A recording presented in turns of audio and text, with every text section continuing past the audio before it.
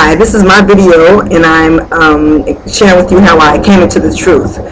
I was essentially raised in it. My father and mother met in Bible class, and from an early age, my brother and I we all were well aware of the dietary law and not observing pagan holidays and who Israel was from a very, very early age. From what I remember, because there's four of us, I have two sisters and a brother, and I'm the youngest. So my two sisters, when my mother and father split up, they went to live with my mother, and my brother and I went to live with my father. And he was always really reading the Bible. We're always kind of seeking knowledge, and we would often see him with the Bible open, and it became a point of intrigue and curiosity for me, at least, from a very, very early age. And so I always kind of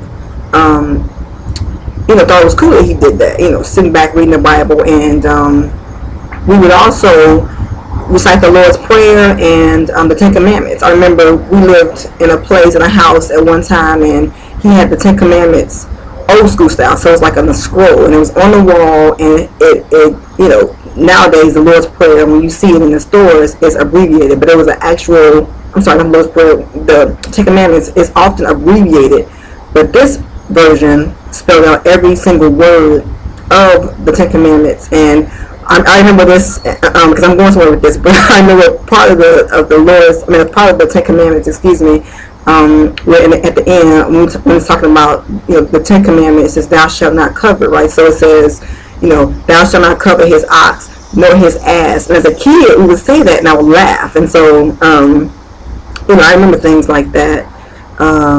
So in the context of my family, like I said, my father essentially raised my brother and I, and my grandmother, she didn't really attend church. She would go every once in a while to a Sunday church.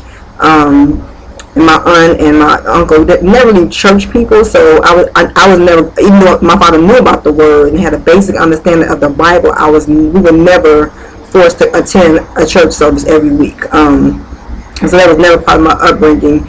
And things started to change for me as far as getting my attention when I was around 14 years old. I was diagnosed with diabetes, and as a young person being diagnosed with a chronic illness, it gets your attention and gives you great pause. And so I remember that happening and kind of being like, man, like, what's going on? Like, God, you often call on God when something happens, right? So that's what happened with me.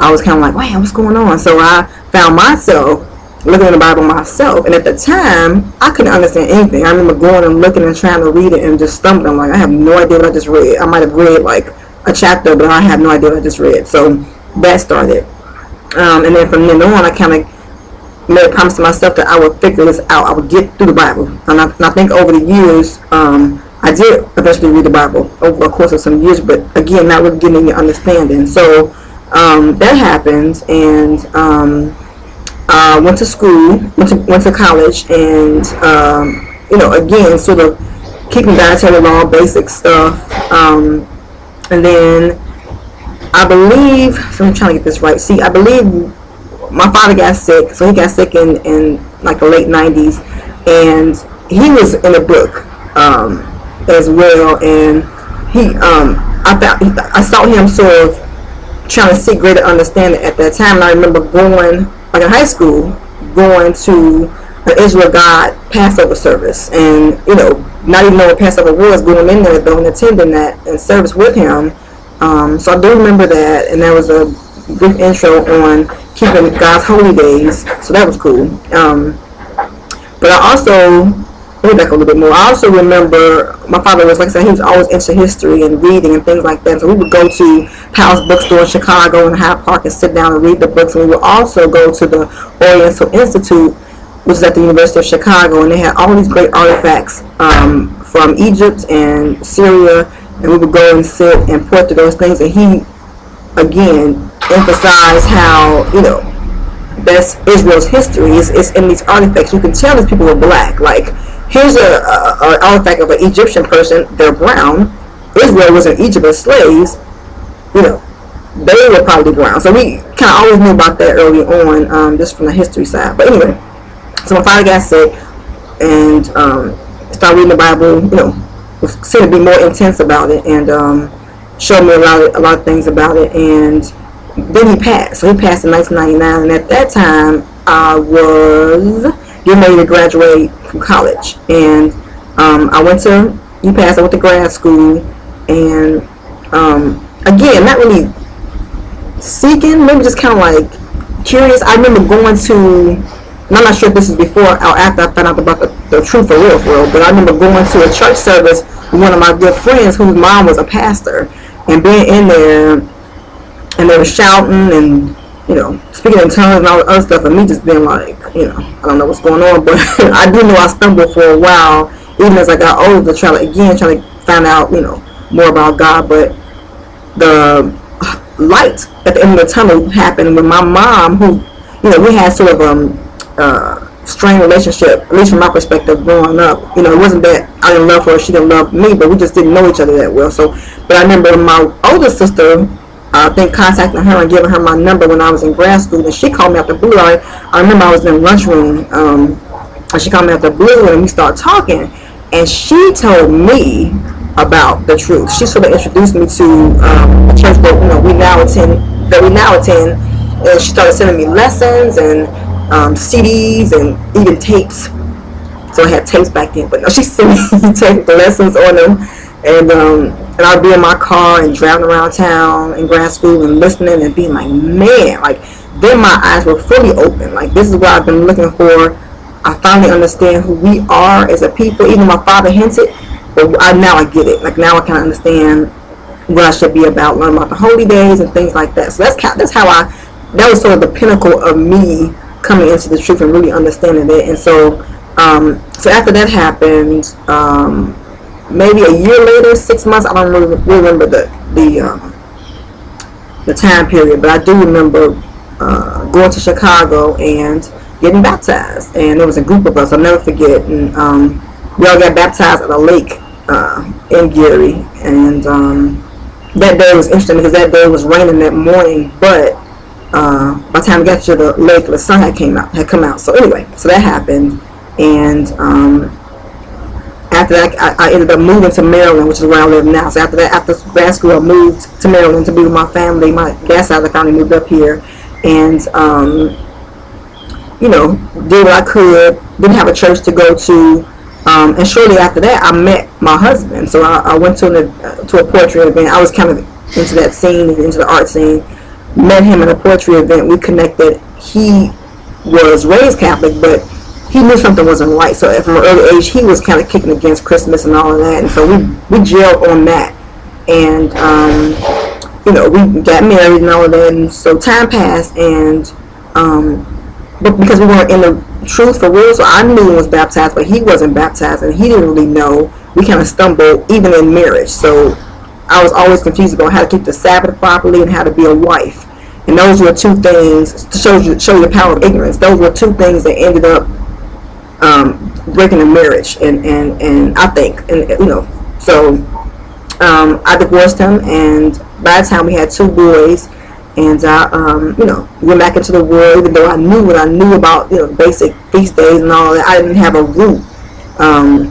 And so I went back into the world. I started dating, and he dated, and, you know, it was a mess. And so once I realized for the umpteenth time that doing the worldly things does not work, for a host of reasons, I finally was like, okay, forget it. I'm going to figure this out. And I ended up, I think, driving to Philadelphia, which is where the nearest church was. And me and my kids, I ended up going there. I was like, I'm tired of keeping the feast at home, because I had decided to I had learned more about how to keep the Sabbath properly. So I started doing that, and that alienated me from people. So the guy I was dating, at first he was like, yeah, it's okay, your beliefs are all right.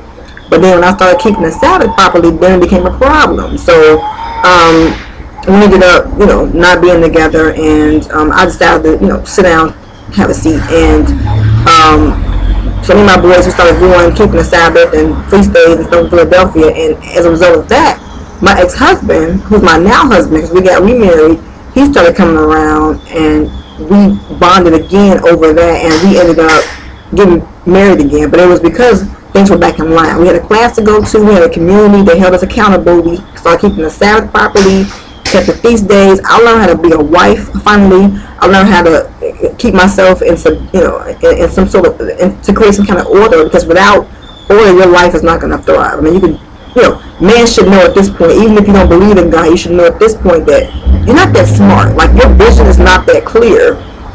We don't know people's intention by looking at them. We can't tell if somebody's a good person or not. And so, my experience in my learning all this time is basically that. I mean, the book is the truth. I mean, and speaking of persecution, I never really received any persecution when I was kind of like on the fence. When I thought I knew something, a little dietary law here, a little feast days there, that still wasn't enough. It wasn't until I started actually holding my tongue and being meek and conforming to the God's idea of a wife.